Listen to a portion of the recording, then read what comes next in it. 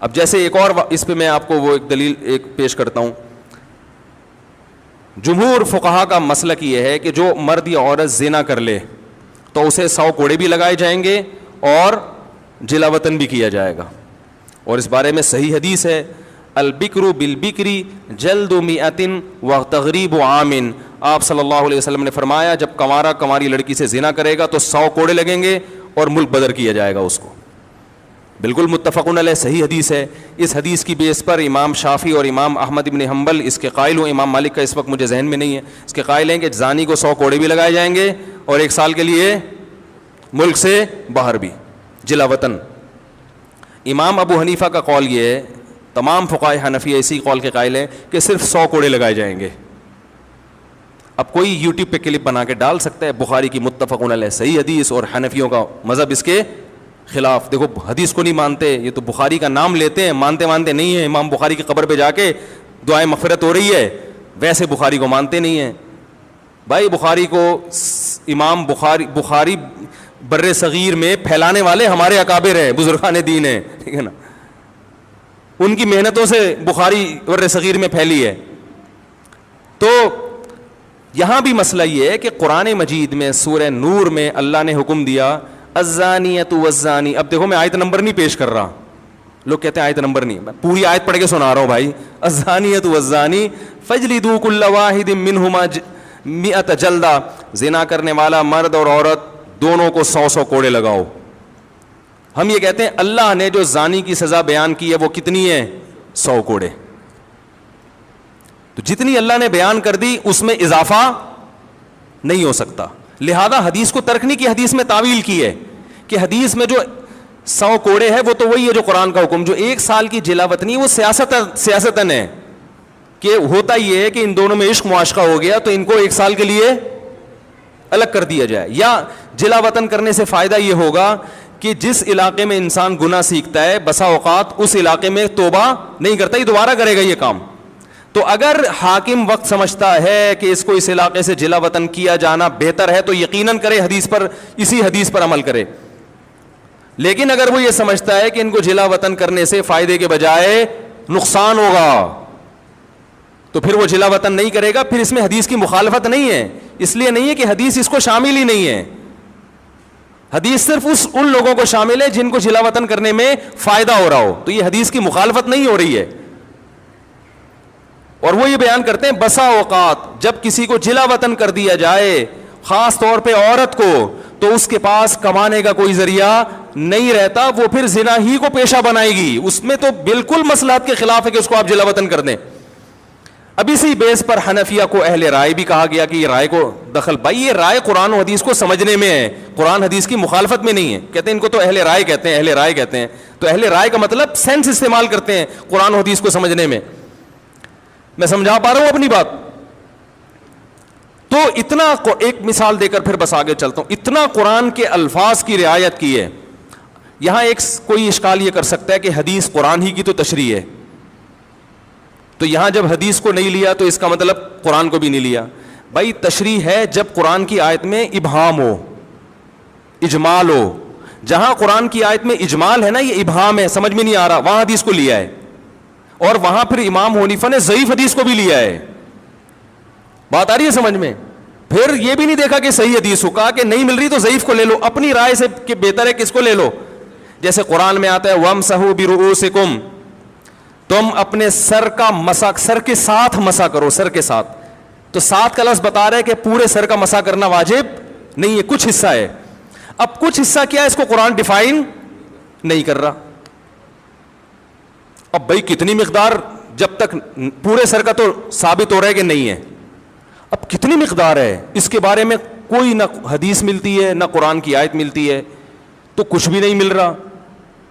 اب اپنی رائے سے کہتے ہیں کہ 1/3 2/3, اپنی رائے اس وقت استعمال کی جائے گی جب قرآن و حدیث میں دور دور تک کوئی اشارہ بھی نہ مل رہا ہو. تو امام صاحب کہتے ہیں اشارہ مل رہا ہے. وہ اشارہ کیا ہے؟ حدیث میں آتا ہے کہ مغیرہ ابن شعبہ رضی اللہ تعالیٰ عنہ فرماتے ہیں ان نبی صلی اللہ علیہ وسلم اتا سبات قوم فبال وتوضأ ومسح على ناصیتہ. آپ صلی اللہ علیہ وسلم ایک جگہ تشریف لے گئے, وہاں آپ نے پیشاب فرمایا اور وضو کیا اور اپنی پیشانی پر مسح کیا آپ نے. کس پر مسح کیا؟ پیشانی پر. اب اس حدیث کی بیس پر امام احمد بن حنبل کہتے ہیں پگڑی اگر پیشانی پر ہو نا, وہ پگڑی بھی تھی, تو یہ بھی مسح کافی ہے. اور بعض فقہا اس کے قائل ہیں, یعنی حدیث کے ظاہر کو لیا. امام صاحب کہتے ہیں قرآن کیا کہہ رہا ہے؟ سر کا مسح ہوگا, پیشانی نہیں. تو حدیث میں انہوں نے تعویل کی کہ یہاں پیشانی سے مراد پیشانی کے بقدر, کیونکہ بعض دفعہ مضاف کو حذف کر دیا جاتا ہے کلام میں. آپ کہتے ہیں میری گاڑی پنچر ہو گئی ہے, تو گاڑی کا ٹائر پنچر ہوا ہوتا ہے. آپ کہتے ہیں میں 3 پلیٹیں کھا گیا, حالانکہ پلیٹیں نہیں کھائی ہوتی, پلیٹ کے اندر جو بریانی ہوتی ہے وہ کھائی ہوتی ہے, آپ نے شارٹ کٹ میں پلیٹ کو کیا کر دیا؟ حذف. تو ہم کہتے ہیں کہ راوی نے اصل میں یہ بتانا چاہ رہا تھا مقدار ناسیہ پر مسح کیا. مقدار کا لفظ راوی گول کر گیا کہ بھئی سب سمجھ جائیں گے, تو مقدار ناسیہ 1/4 بنتا ہے. تو انہوں نے کہا کم از کم 1/4 سر کا مسح کیا ہے؟ ضروری ہے. اب کوئی پاگل اٹھ کے بولے کہاں سے نکالا 1/4 مسح, کہاں سے نکالا؟ بھائی پورا تمیز سے بیٹھ کے آمنے سامنے بات کرو گے تو ہم بتائیں گے یہاں سے نکالا. صحیح ہے نا. ایک دفعہ میرا جماعت المسلمین سے کوئی بحث ہو رہی تھی, انہوں نے کہا یہ جو امام حنیفہ نے نکالا ہے مسئلہ حنفیوں نے کہ 1 درہم جو ہے نا, جو ہتھیلی کی کھائی, اس کے بقدر نجاست جب تک اتنی نہیں پھیلے گی تو کپڑا ناپاک نہیں ہوگا, اس سے کم نجاست کیا ہے؟ پاک ہے. 1-2 قطرے اگر پیشاب کے شلوار پہ لگ گئے تو وہ نماز ہو جائے گی. یہ کہاں سے نکالا ہے؟ اور وہ بڑا پروپیگنڈا کر رہے تھے, جماعت المسلمین کے تھے, یہ کہاں سے نکالا؟ قرآن میں تو آتا ہے وَثِيَابَكَ فَطَهِّرْ, اپنے کپڑوں کو پاک رکھیں, بار بار ہے نا قرآن میں.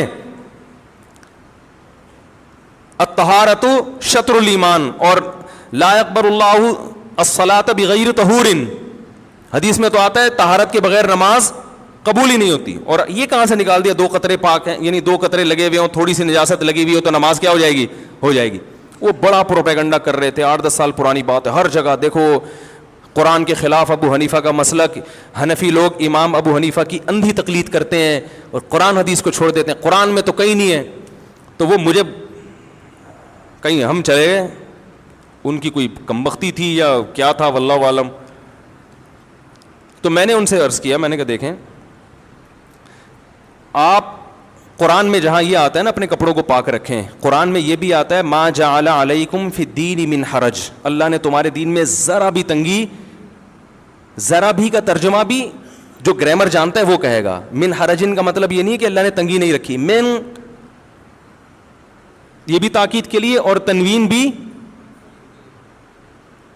تقلیل کے لیے, من حرجن ذرا بھی تنگی نہیں رکھی ہے. میں نے کہا ایک حدیث. دوسری بات یہ کہ صحابہ کرام جب استنجا کیا کرتے تھے تو سب کے پاس پانی میسر نہیں تھا, ڈھیلوں سے استنجا ہوا کرتا تھا. جو لوگ پانی سے استنجا کرتے تھے قرآن نے ان کی تعریف کی ہے اس زمانے میں نا, کہ پانی سے استنجا کر رہے ہیں, قرآن نے تعریف کی, صفائی پسند لوگ ہیں. صحابہ میں اکثریت اس لیے کہ ایسے واش روم نہیں تھے, عرب میں تو پانی کا حصول بہت مشکل تھا. یہ بات تو حدیث سے ثابت ہے کہ نبی صلی اللہ علیہ وسلم نے فرمایا جو استنجا کرنا چاہتا ہے 3 ڈھیلوں سے استنجا کرے. صحیح ہے نا. تو میں نے کہا ڈھیلے سے جب استنجا کرے گا, جو حدیث سے صحیح حدیث سے ثابت ہے, جس کو آپ بھی مانتے ہو میں بھی مانتا ہوں کہ پانی سے استنجا ضروری نہیں ہے, تو ڈھیلے سے جب استنجا کرے گا تو نجاست اپنی جگہ سے مکمل صاف نہیں ہوتی. تھوڑے جب آپ نے پیشاب کیا, ڈھیلے سے استنجا کیا, تو کیا وہ جگہ سے مکمل پیشاب زائل ہو گیا ہے؟ مکمل پانی کے استعمال کیے بغیر زائل نہیں ہوتا. تو اب امام صاحب نے کہا کہ قرآن کہہ رہے کہ دین میں تنگی نہیں ہے, اور اتنا اپنے جسم کو پاک رکھنا کہ ایک سوئی کے ناکے کے برابر ٹپکا بھی نہ لگے, یہ پریکٹیکلی ممکن نہیں ہے. آ رہی ہے سمجھ میں؟ کہیں بھی جا رہے ہوتے ہیں چھینٹیں لگ جاتی ہیں کچھ نہ کچھ. جب آپ پیشاب کرتے ہیں, جو آج کل WC کا سسٹم ہے, کیا یہ کوئی یقین سے کہہ سکتا ہے کہ 1-2 چھینٹیں بھی نہیں لگی ہوں گی؟ کچھ نہ کچھ تو ہوتا ہے. تو میں نے کہا اب وہ کچھ مقدار تو بہرحال مستثنی کرنی پڑے گی جو خاطر میں نہیں ہے. تو اب وہ مقدار میں نے کہا اپنے قیاس سے کرتے, ادھر ادھر سے ایویں ہی کر لیتے, تو وہ پھر اعتراض کا حق تھا. میں نے کہا انہوں نے کہا کہ بھائی جب انسان قضاء حاجت کرتا ہے تو اتنی فقہا کا اس پر اجماع ہے پوری امت کا کہ اگر جو جگہ جہاں سے قضائے حاجت کی اس نے، اس سے زیادہ اگر نجاست پھیل جائے نا اس جگہ سے ہٹ کے تو پانی سے دھونا واجب ہے، اس سے کم میں واجب نہیں ہے. تو انہوں نے اندازہ لگایا اچھا اتنا حصہ قابل معافی ہے. اب وہ بجائے اس کے کہ اس گندی جگہ کا نام لے کے کتابوں میں لکھیں تو نام مہذب استعمال کیا، بھائی درہم کے بقدر، یہ ہتھیلی کی گہرائی کے بقدر.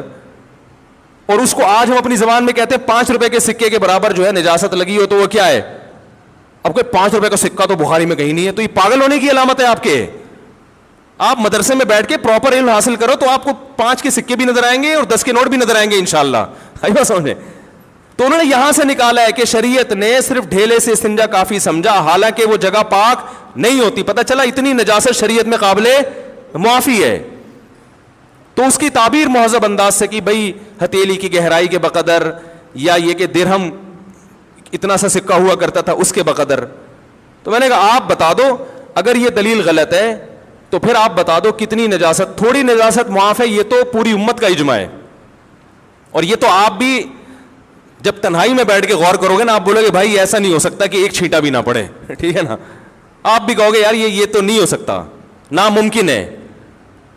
تو آپ بھی کچھ نہ کچھ مقدار کو معاف کراؤ گے. میں نے کہا ہم فتویٰ اس کے خلاف دے دیتے ہیں کہ بھئی 1 درہم والی جو انہوں نے مثال دی ہے کہ 1 درہم نجاست لگ جائے تو وہ غلط ہے. تو آپ جو پھر وہ مقدار بتاؤ گے قرآن و حدیث کی روشنی میں ہم اس پہ فتویٰ دے دیں گے انشاءاللہ. نہ آپ بتاتے ہو نہ ابو حنیفہ کے بتائے ہوئے کو صحیح قرار دیتے ہو. اس کا مطلب ہے کہ آپ صرف انگلی توڑنے کے لیے پیدا ہوئے ہو. صحیح ہے نا. امت کے دلوں میں شکوک و شبہات، وسوسے، فرقواریت، امت کو لڑوانا، اس کے علاوہ آپ کا دنیا میں کوئی کام نہیں ہے. تو ایسے درجنوں مثالیں ہیں، درجنوں. یہ تو میں نے چند دی ہیں. تو اس لیے اس پروپیگنڈے سے متاثر ہونے کی چنداں ضرورت